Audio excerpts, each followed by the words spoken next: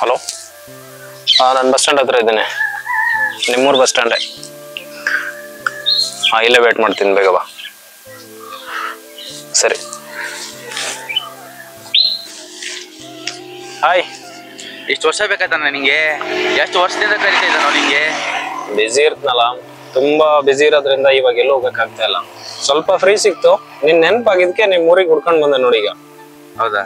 ನಡಿ, ನಿಮ್ ಊರ್ ತೋರ್ಸ್ ನಡಿ ನಂಗೆ. ಅಲ್ಲೇನ್ ಹೋಗ್ತೀಯೋ? ಇಲ್ಲಿ ಉತ್ಸವ ನಡೀತಾ ಇದೆ, ಈ ಕಡೆ ಹೋಗೋಣ ಬಾ. ಇವತ್ತಾ?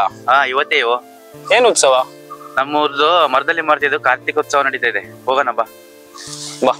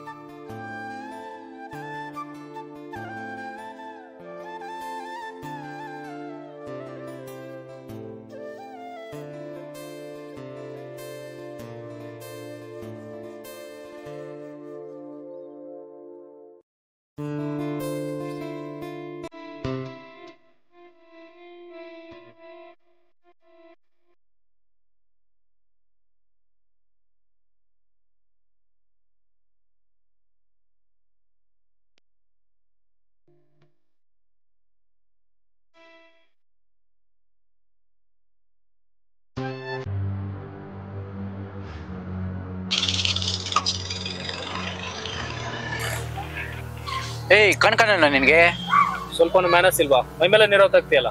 ಮ್ಯಾನರ್ಸ್ ಇಲ್ಲ ನಂಗೆ. ಏನೋ ಮಾಡ್ತೀಯಾ? ನಮ್ಮೂರಿಗೆ ಬಂದು ನಾನ್ ತಾನೇ ಕಿರಿಕ್ ಮಾಡ್ಕೊಳ್ತೀಯಾ? ಅವ್ನು ಯಾರಂತ ಗೊತ್ತೇನೋ? ನನ್ನ ಫ್ರೆಂಡ್ ಅವನು. ಕಿರಿಕ್ ನೀನ್ ಮಾಡೋದಲ್ಲ, ನಾವು ಮಾಡ್ತೇವೆ.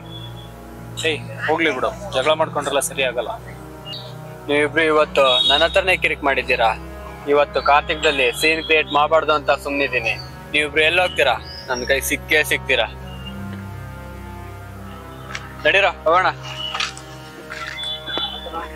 ನೀ ಆದ್ರೂ ಅವ್ನು ಹೋಗ್ಲಕ್ ಬಿಡಬಾರ್ದಾಗಿತ್ತು. ನಾವ್ ವಿಚಾರಿಸ್ಕೊಂತಿದ್ದೆ ಅವನನ್ನ. ಹೋಗ್ಲಿ ಬಿಡು, ಸಣ್ಣ ಪುಟ್ಟ ವಿಷಯಕ್ಕೆ ಸುಮ್ಮನೆ ಜಗಳ ಮಾಡ್ಕೊಡೋದಕ್ಕೆ ನನ್ಗೂ ಇಷ್ಟ ಇಲ್ಲ. ಒಬ್ಬಿ ಮೇಲೆ ಬ್ರಹ್ಮಾಸ್ತ್ರ ತೋರ್ಸೋದಕ್ಕೆ ನನ್ಗಿಷ್ಟ ಇಲ್ಲ. ಅವನಿಗೆ ನನ್ನ ಬಗ್ಗೆ ಗೊತ್ತಿದ್ರೆ ಜಗಳ ಮಾಡೋದಲ್ಲ, ನನ್ನ ಹತ್ರ ಮಾತಾಡೋದಕ್ಕೂ ಕೂಡ ಯೋಚನೆ ಮಾಡ್ತಿದ್ದ ಅವನು. ಹೋಗಿದಾನಲ್ಲ, ಹೋಗ್ಲಿ ಬಿಟ್ಬಿಡು.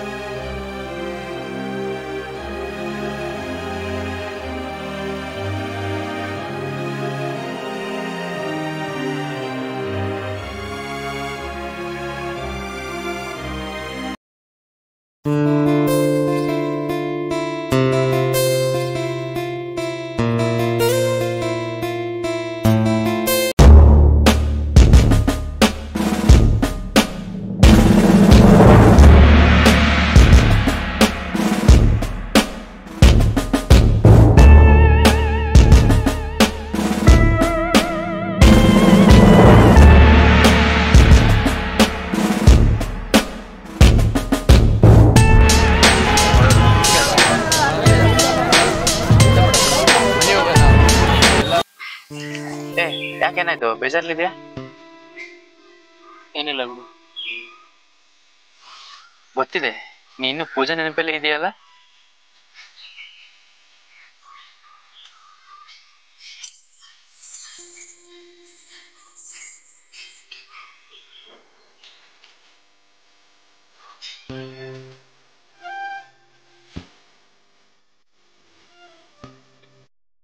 ಇಷ್ಟು ವರ್ಷದಿಂದ ಈ ಗೆಜ್ಜೆ ನಿನ್ನ ಹತ್ರ ಇಟ್ಕೊಂಡಿದ್ಯಾ? ಅವನಿಗೆ ಕೊಡ್ಲಿ ಅಲ್ವಾ?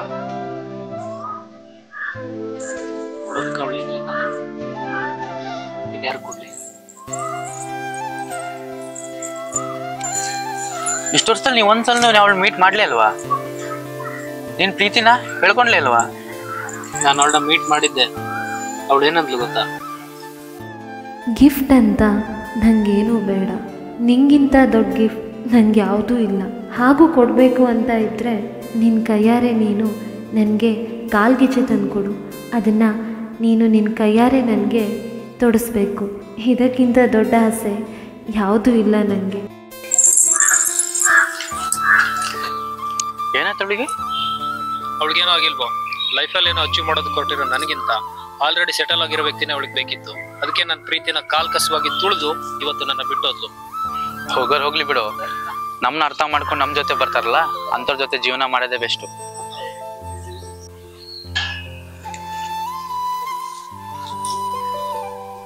ಒಂದ್ ನಿಮಿಷ ಬಂದೆ.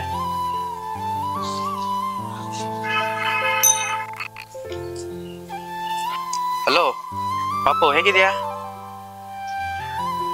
ಅಳ್ತಾ ಇದೀಯಾ? ಏನಾಯ್ತು ಪಾಪು? ಅಣ್ಣ, ನನಗೆ ಒಬ್ಬ ಹುಡುಗ ತುಂಬಾ ತೊಂದರೆ ಕೊಡ್ತಿದ್ದಾನೆ. ಕೆಟ್ಟದಾಗೆಲ್ಲ ಮೆಸೇಜ್ ಮಾಡ್ತಿದ್ದಾನೆ. ಮೊದ್ಲು ನೀನು ಅಳೋದು ನಿಲ್ಸು ಪಾಪು. ಅವನು ಯಾರು ಅಂತ ಹೇಳು, ನಾನು ನೋಡ್ಕೋತೀನಿ. ಅಣ್ಣ, ನನಗೆ ಅವನ್ ಯಾರು ಅಂತ ಗೊತ್ತಿಲ್ಲ. ಸೋಷಿಯಲ್ ಮೀಡಿಯಾದಲ್ಲಿ ಪರಿಚಯವಾಗಿದ್ದ. ತುಂಬಾ ಒಳ್ಳೆಯವನು ಅನ್ಕೊಂಡಿದ್ದೆ. ಆದ್ರೆ ಇವಾಗ ಕೆಟ್ಟದಾಗೆಲ್ಲ ಮೆಸೇಜ್ ಮಾಡಿ ತೊಂದರೆ ಕೊಡ್ತಿದ್ದಾನೆ. ನಂಬರ್ ಬ್ಲಾಕ್ ಮಾಡಿದ್ದು ಬೇರೆ ಬೇರೆ ನಂಬರ್ ಇಂದ ಮತ್ತೆ ಕಾಲ್ ಮೆಸೇಜ್ ಮಾಡ್ತಿದ್ದಾನೆ. ಅವನ ಹೆಸರು ಮತ್ತೆ ಫೋಟೋ ಇದ್ರೆ ಕಳ್ಸು, ನಾನು ವಿಚಾರಿಸ್ತೀನಿ. ಅಣ್ಣ, ನೀನೇನಾದ್ರೂ ಮಾಡು, ಇಲ್ಲ ಅಂದ್ರೆ ಅವನಿಗೆ ಕೆಟ್ಟ ವರ್ತನೆಯಿಂದ ನಾನು ಸೂಸೈಡ್ ಮಾಡ್ಕೊಳಕ್ಕೂ ಹೋಗಿದ್ದೆ. ಹಾಗೇನು ಮಾಡ್ಕೋಬೇಡ ಪಾಪು. ನಮ್ಮನೆ ಮಹಾಲಕ್ಷ್ಮಿ ಕಣೆ ನೀನು. ನಿನ್ಗೇನಾರು ಆದ್ರೆ ನಾನು, ಅಪ್ಪ, ಅಮ್ಮ ಯಾರು ಜೀವಂತವಾಗಿರಲ್ಲ. ನೀನ್ ಈ ತರ ಕೆಟ್ಟ ನಿರ್ಧಾರ ತಗೋಬೇಡ. ಸರಿ ಅಣ್ಣ, ಆದ್ರೆ ಅಪ್ಪ ಅಮ್ಮನಿಗೆ ಈ ವಿಷಯ ಹೇಳ್ಬೇಡ, ಗಾಬರಿ ಆಗ್ತಾರೆ. ಸರಿ ಪಾಪು, ನಾನು ವಿಚಾರಿಸ್ತೀನಿ. ನೀನ್ ಈ ತರ ಕೆಟ್ಟ ನಿರ್ಧಾರ ತಗೋಬೇಡ ಪಾಪು, ನಾನು ವಿಚಾರಿಸ್ತೀನಿ. ಸರಿ ಅಣ್ಣ, ಆಯ್ತು. ಸರಿ. ಒಂದ್ ಪ್ರಾಬ್ಲಮ್ ಆಗಿದೆ ಮಗ. ಯಾರೋ ನನ್ನ ತಂಗಿಗೆ ತೊಂದರೆ ಕೊಡ್ತಾ ಇದ್ದಾರಂತೆ. ತುಂಬಾ ಕೆಟ್ಟದಾಗೆಲ್ಲ ಮೆಸೇಜ್ ಮಾಡ್ತಾ ಇದ್ದಾರಂತೆ. ಬ್ಲಾಕ್ ಮಾಡೋದು ಕೇಳೋ, ಸಿಂಪಲ್ ಅಲ್ಲ. ಅವ್ನು ಬ್ಲಾಕ್ ಮಾಡಿದ್ರು ಬೇರೆ ಬೇರೆ ನಂಬರ್ ಇಂದ ಮೆಸೇಜ್ ಮಾಡಿ ತೊಂದರೆ ಕೊಡ್ತಾ ಇದ್ದಾರಂತ. ಹಾಗಾದ್ರೆ ಅವ್ನು ಯಾರು ಅಂತ ತಿಳ್ಕೊ, ಮುಂದಿಂದು ನಾನು ನೋಡ್ಕೋತೀನಿ. ಅವ್ನು ಎಲ್ಲಿರ್ತಾನೆ ಅಂತ ಗೊತ್ತಾ ನಿಂಗೆ? ಅವ್ನ ಫೋಟೋ ಇದೆ ಅಂತೆ, ಕಳ್ಸು ಅಂತ ಹೇಳಿದ್ದೀನಿ. ನನ್ನ ತಂಗಿ ಫೋಟೋ ಕಳ್ಸಿದ್ದಾಳೆ ನೋಡು, ಇವನೇ ಅಂತೆ. ಏಯ್, ಇವನೇ ಅಲ್ವಾ ನಿನ್ನೆ ನಮ್ ಜೊತೆ ಕಿರಿಕ್ ಮಾಡ್ಕೊಂಡಿದ್ದು? ಎಲ್ಲಿರ್ತಾನೆ ಅಂತ ನೀನ್ ಹುಡ್ಕೋ. ಗೊತ್ತಿದೆ, ನಾನು ಅಲ್ಲಿ ಹೋಗಿ ವಿಚಾರಿಸಿ ನೀನು ಕಾಲ್ ಮಾಡ್ತೀನಿ. ನೀನು ಅಲ್ಲೇ ಬಾ. ನೀನೊಬ್ನೇ ಹೋಗೋದ್ ಬೇಡ, ನಾನು ನಿನ್ ಜೊತೆ ಬರ್ತೀನಿ. ಬೇಡ, ಮೊದಲು ನಾನು ಹೋಗ್ತೀನಿ. ನಾನು ಅಲ್ಲಿ ಹೋಗಿ ವಿಚಾರಿಸಿ ಹೇಳ್ತೀನಿ. ಅಲ್ಲಿ ಅವ್ರು ಹೇಗಿದ್ದಾರೆ ಏನೋ ಗೊತ್ತಿಲ್ಲ. ಯಾವ್ದಕ್ಕೂ ಹುಷಾರು.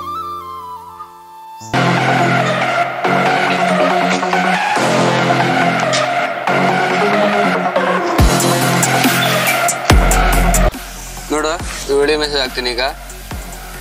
ಮಗ, ಮೊನ್ನೆ ಒಂದು ಹುಡುಗಿ ಪ್ರಪೋಸ್ ಮಾಡ್ತಿಲ್ಲ, ಏನಾಯ್ತು? ಅವಳು ತುಂಬಾ ಕಾಡಿಸ್ತಾ ಇದ್ಲು. ಈಗ ನನ್ನ ರೀತಿಲಿ ಮೆಸೇಜ್ ಹಾಕಿದ್ದೀನಿ. ತುಂಬಾ ಶಾಕ್ ಆಗಿದ್ದಾಳೆ. ಎಲ್ಲೋಗ್ತಾಳೆ? ಬಂದೇ ಬರ್ತಾಳೆ. ಏಯ್, ನನ್ನ ತಂಗಿ ಕೆಟ್ಟ ಮೆಸೇಜ್ ಮಾಡಿ ನೀನೇನಾ? ಏಯ್, ಯಾರ ನಿನ್ ತಂಗಿ? ನಂಗೆ ತುಂಬಾ ಜನ ಹುಡುಗಿರ್ ಗೊತ್ತು. ಅದ್ರಲ್ಲಿ ಯಾರು ನಿನ್ ತಂಗಿ? ಕಾವ್ಯ, ಶ್ವೇತಾ, ಅಂಜಲಿ, ಗೀತಾ, ಸಮನ್ವಿ, ಯಾರ ನಿನ್ ತಂಗಿ? ಅಮೃತ ಕಣ ನನ್ನ ತಂಗಿ. ಅಬ್ಬಾ, ಅವಳ ನಿನ್ ತಂಗಿ? ತುಂಬಾ ದುರಾಂಕಾರ ಕಣ ಅವಳಿಗೆ. ನನಗೆ ಬಾಯಿಗೆ ಬಂದಂಗೆ ಬೈದಿದ್ದಾಳೆ. ಅವಳನ್ನ ಮಾತ್ರ ಸುಮ್ಮನೆ ಬಿಡಲ್ಲ. ಏನು ಮಾಡ್ತೀಯಾ?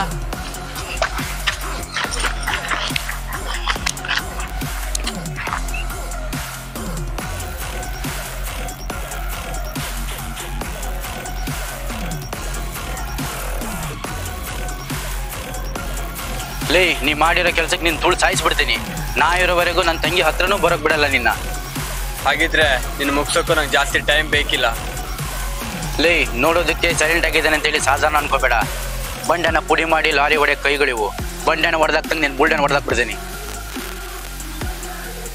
ಏನೋ ಇವನು ಬಿಟ್ರೆ ಜಾಸ್ತಿ ಮಾತಾಡ್ತಿದ್ದಾನೆ. ವಿಚಾರಿಸ್ಕೊಡ್ರು.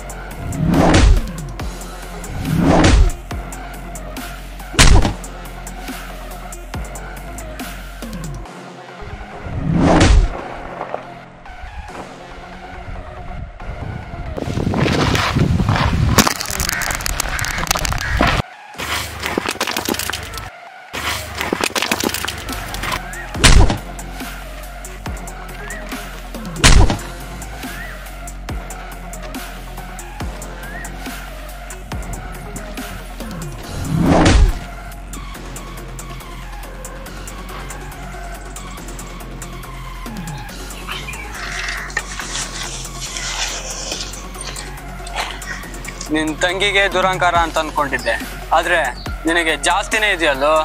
ಆದ್ರೆ ನನ್ನ ಮುಂದೆ ನಡೆಯಲ್ಲ. ನೀನು ಇಲ್ಲಿ ಬರೋಕ್ಕಿಂತ ಮುಂಚೆ ಯೋಚನೆ ಮಾಡ್ಬೇಕಿತ್ತು. ನಾನು ಒಬ್ಬನೇ ಬಂದಿದ್ದೇನೆ ಅಂತ ಅನ್ಕೊಂಡ್ಯಾ? ಸ್ವಲ್ಪ ಆ ಕಡೆ ನೋಡು.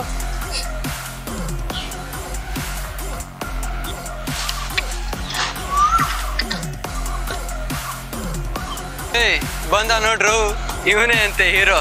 ನಿನ್ನೆ ಏನೋ ನನ್ನಿಂದ ತಪ್ಸ್ಕೊಂಡ್ರಿ, ಇವತ್ತು ಇಬ್ರು ಸರಿಯಾಗಿ ಸಿಕ್ಕಿದ್ದೀರಾ. ನಿಮ್ಮಿಬ್ಬರದು ಸಮಾಧಿ ಕಟ್ತೀನಿ ಇವತ್ತು. ಕೆಲವರು ನನ್ನ ಕೈಲಾಗ್ದವನು ಅನ್ಕೊಂಡಿದ್ದಾರೆ, ಆದ್ರೆ ನಿನಗೆ ಇನ್ನು ನನ್ನ ಬಗ್ಗೆ ಗೊತ್ತಿಲ್ಲ. ನಿನ್ನಂತವ್ನು ಹೊಡೆಯೋದಕ್ಕೆ ನನಗಿದ್ರ ಅವಶ್ಯಕತೆ ಇಲ್ಲ.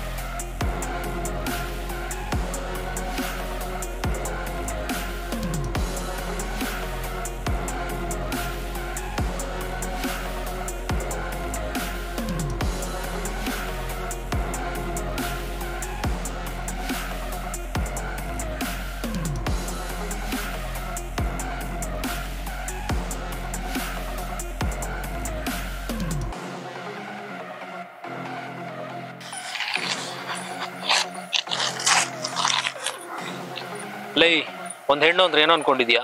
ನಿನ್ನ ಹೆತ್ತ ತಾಯಿ ಕೂಡ ಒಂದು ಹೆಣ್ಣು. ಅಷ್ಟೇ ಅಲ್ಲ, ಮದುವೆ ಆದ ಹೆಂಡತಿನೂ ಕೂಡ ಎರಡನೇ ತಾಯಿ ಅಂತ ನೋಡ್ತೀವಿ. ಹೆಣ್ಣಿಗೆ ಸಮಾಜದಲ್ಲಿ ತನ್ನದೇ ಆದಂತ ಗೌರವ ಇದೆ. ಅಂತ ಹೆಣ್ಣಿಗೆ ಕಳಂಕ ತರೋ ಕೆಲಸ ಮಾಡ್ತಾ ಇದೀಯ ನೀನು. ಮುಚ್ಚ ಸಾಕು. ಬೆಳಿಗ್ಗೆ ಒಬ್ನಿಗೆ, ಸಂಜೆ ಒಬ್ನಿಗೆ ಮೆಸೇಜ್ ಕಾಲ್ ಮಾಡಿ ಲಾಸ್ಟ್ ಅಲ್ಲಿ ಬ್ರೇಕಪ್ ಅಂತ ಹೇಳೋ ಎಷ್ಟೋ ಹುಡುಗಿರ್ನ ದಿನ ನೋಡ್ತೀನಿ. ಪತಿವ್ರತೆ ಯಾವಳು ಇಲ್ಲ ಇಲ್ಲಿ.